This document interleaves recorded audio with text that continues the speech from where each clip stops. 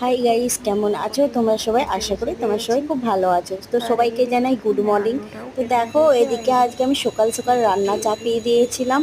কেন, আজকে আমরা ঘুরতে যাব বলে সকাল সকাল রান্না চাপিয়ে দিয়েছিলাম। এদিকে দেখো, আমি আলুগুলো পোড়া তেলেতে ভেজে নিচ্ছি। আর আজকে আমি রান্না করছিলাম ফুলকপির ঝোল আর পাঁপড় ভাজা।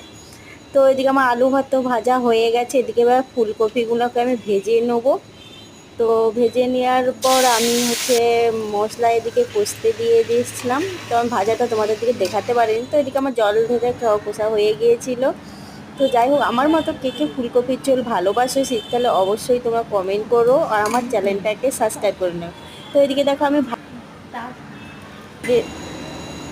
তোমাদের দাদা ভাইদের থেকে আমি এদিকে ভাত খেতে বসে গিয়েছিলাম। তো ওরা এখনও খেতে বসেনি। তো আমি তাড়াতাড়ি খাচ্ছিলাম, কেন আমাকে বেরোতে হবে তাড়াতাড়ি করতে, কেন ছেলেদের দেরি হয় না, মেয়েদের লেট হয়। তো ওই জন্য আমি তাড়াতাড়ি